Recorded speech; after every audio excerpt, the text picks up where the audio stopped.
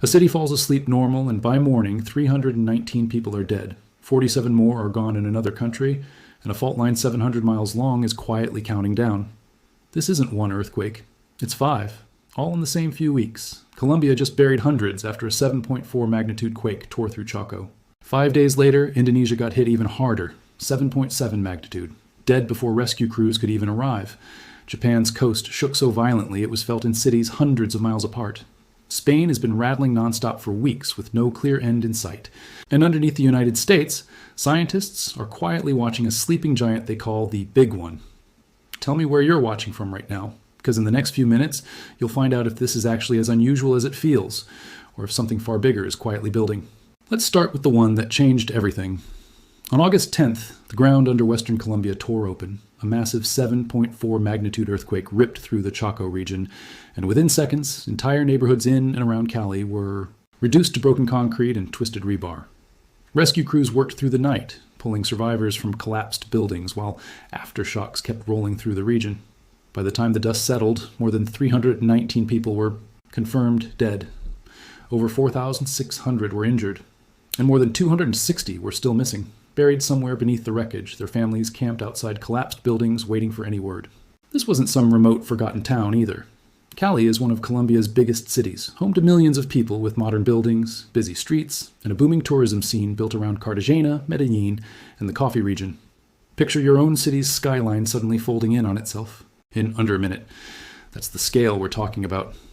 The quake was felt far beyond Colombia's borders too, rattling neighboring Ecuador and Panama, and it hit the country's western coast, an area many travelers had only just discovered in recent years as Colombia's tourism industry grew.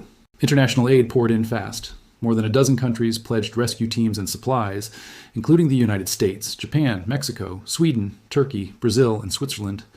Emergency crews mobilized alongside teams checking damaged infrastructure for further collapse risk. But behind the scenes, something uglier was unfolding. A leaked letter revealed that a government official had actually rejected some of that outside help during a chaotic political transition, leaving rescue teams stuck in limbo while families waited for news of the missing. Accusations flew that rescue efforts were being blocked based on politics rather than urgency, something Colombia's own foreign minister publicly denied. Politics got tangled up with a natural disaster, and real lives paid the price for it. Colombia is still counting its losses today, weeks after the ground first shook, with search teams still combing through rubble in the hardest hit communities. And here's the part that should really grab your attention. This quake didn't happen in isolation, and it wasn't some freak standalone event.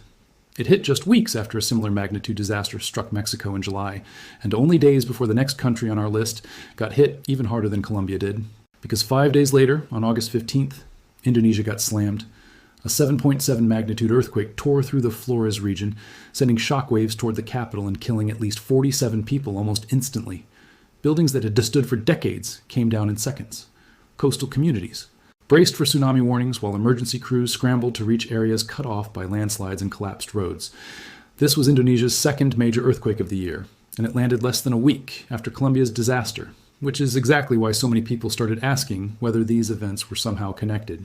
If you're new here, this is exactly the kind of story we break down every week. Real disasters, real science, and the truth behind the headlines nobody else bothers explaining properly. So hit subscribe right now, because we're just getting started, and the next part of this story is about to hit closer to home than you think. Indonesia sits right on the edge of the Pacific Ring of Fire, a massive horseshoe-shaped zone that wraps around the Pacific Ocean and contains almost 90% of the world's earthquakes. It stretches from Indonesia through the Philippines and Japan up through Alaska and down the entire west coast of the Americas, including the United States. Every major country we've mentioned so far sits somewhere along this exact same danger zone. That's not a coincidence, it's geology. The Ring of Fire exists because massive tectonic plates are constantly grinding, colliding, and sliding beneath each other along this boundary. When the Pacific Plate meets its neighbors, incredible pressure builds up over decades, sometimes centuries, locked deep underground where nobody can see it happening. Eventually, that pressure has to release, and when it does, cities pay the price in seconds. The same mechanism produced the Philippines' 7.8 magnitude quake back in June, and it's the same mechanism behind almost every major earthquake making headlines this year. What makes 2026 feel so relentless isn't that a new force suddenly appeared underground. It's that several of these Ring of Fire hotspots released their built-up pressure within the same few months, one after another, almost like dominoes falling across different continents. Colombia sits near this same Tectonic boundary along South America's western edge, Indonesia sits directly inside it. And that overlap is exactly why disasters this year have felt so tightly packed together, even though geologically, each event is completely independent of the others, happening thousands of miles away. Now here's where it gets even more unsettling. And honestly, this is the part most people completely miss. Japan just had its own scare too. A powerful earthquake struck off the Senriku coast, with the United States Geological Survey measuring it at 7.4, while the Japan Meteorological Agency put the preliminary magnitude at 7.7 before revising it down slightly to 7.5.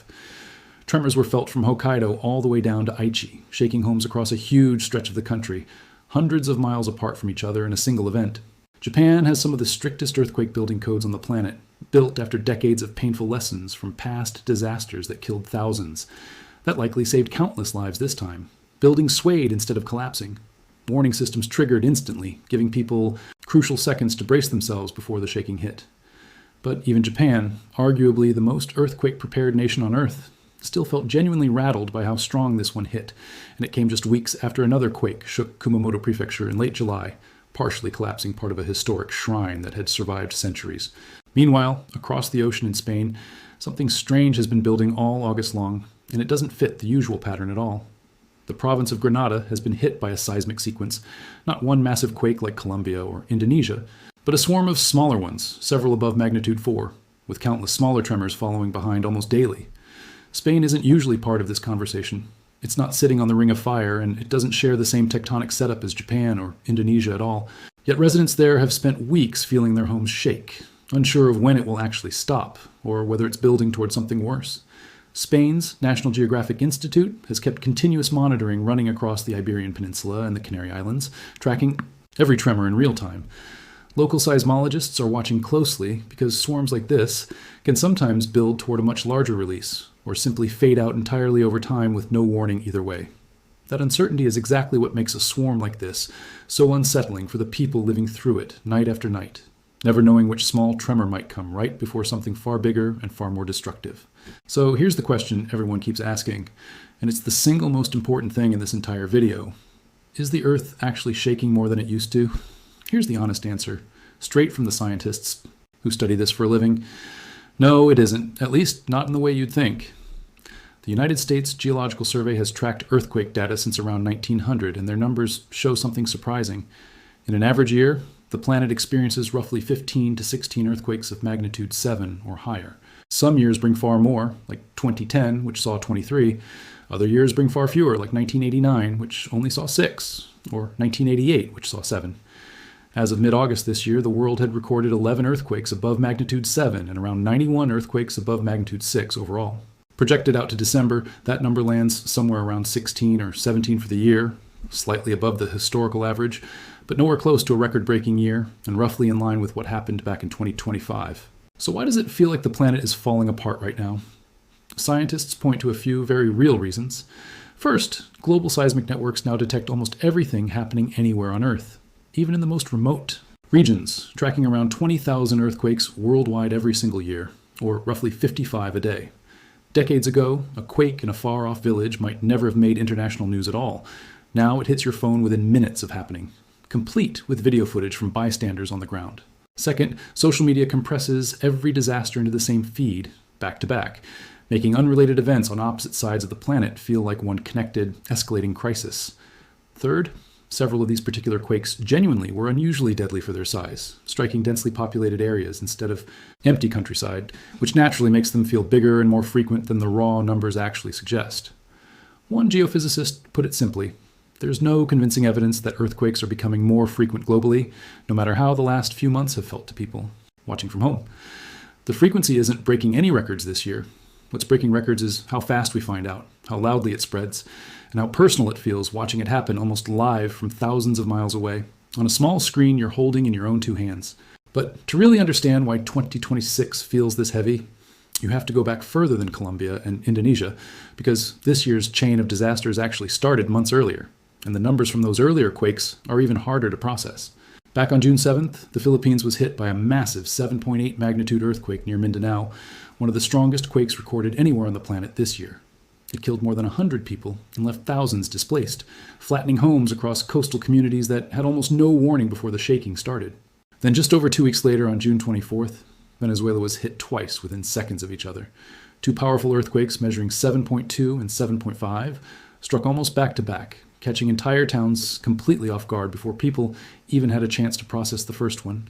The combined death toll from that double disaster climbed past 6,300 people, making it one of the deadliest earthquake events anywhere in the world this year, far deadlier even than what happened in Colombia weeks later.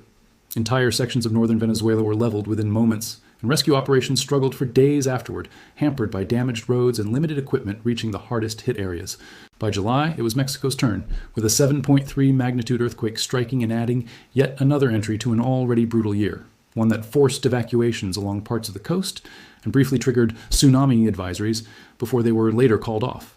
And that's before you even count Tonga and Vanuatu, two smaller Pacific nations that also experienced strong seismic activity throughout the year, largely overshadowed by the bigger, deadlier disasters making global headlines elsewhere. Put together, that's the Philippines. Venezuela twice, Mexico, Colombia, and Indonesia, 6 major earthquakes of magnitude 7 or higher within roughly 10 short weeks of each other, all landing in populated regions instead of empty countryside far from anyone. That's the real reason this year feels different from most. It's not that the Earth suddenly woke up. It's that an unusually large share of this year's earthquakes happened to strike cities and towns full of people rather than remote, uninhabited stretches of ocean or desert, which is exactly the kind of statistical unluckiness scientists say can happen within a normal range, even though it rarely feels random when you're the one living through it. But don't relax just yet, because this next part concerns you directly if you live in the United States. While Colombia, Indonesia, Venezuela, and Japan grabbed headlines this year, American scientists have been quietly sounding alarms about something much closer to home, the Cascadia subduction zone. This fault line stretches roughly 700 miles along the Pacific coast, running from Northern California all the way up through Oregon, Washington, and into British Columbia. It's the boundary where the Juan de Fuca plate slowly slides beneath the North American plate, and it's capable of producing what's known as a megathrust earthquake, one of the most powerful and destructive types of quakes on the entire planet, capable of shaking the ground for 3 to 6 full minutes straight. Researchers currently estimate roughly a 15% chance of a magnitude 8.0 or greater earthquake striking this zone within the next 50 years. If that sounds distant, consider what scientists say would actually happen when it finally does. New research published this year revealed something even scarier than the shaking itself. When Cascadia finally ruptures, entire coastlines could sink by up to 6.5 feet almost instantly. That's not damage caused by the quake alone, that's the actual land dropping beneath people's feet, permanently reshaping the coastline in minutes. Areas currently considered safe from flooding would suddenly sit underwater. The study found this could more than double the number of homes, roads, and communities at risk compared to current estimates, partly because rising sea levels are stacking directly on top of this existing seismic threat. Coastal towns that took generations to build, ports that entire local economies depend on, could become tidal mudflats within minutes of the ground finally giving way. Scientists studying the region have also found tiny, imperceptible earthquakes, revealing a far more complex and dangerous fault system hidden beneath Northern California than anyone previously realized, one where the San Andreas Fault and Cascadia may be more closely connected than experts once believed. Northern California's coastal towns would likely see tsunami waves arriving within 15 to 30 minutes of the shaking starting, leaving almost no time to reach higher ground once it begins. And unlike Colombia, Venezuela, or Indonesia, where the danger is already struck and the damage is already counted, Cascadia is still awaiting threat. One scientists say isn't a matter of if, but simply a matter of when the pressure finally lets go. So what do you take away from all this? The world isn't secretly falling apart, and the Earth isn't punishing us with more earthquakes than usual, but the ones we're getting keep landing in the wrong places at the wrong moments, near cities full of people who weren't ready. Colombia, Indonesia, Venezuela, Japan, and Spain just proved how fast ordinary life can collapse without warning. And Cascadia is proof the United States isn't exempt either. It's simply still waiting its turn. If this really opened your eyes, subscribe, drop a comment telling us which story hit hardest, and we'll see you in the very next one.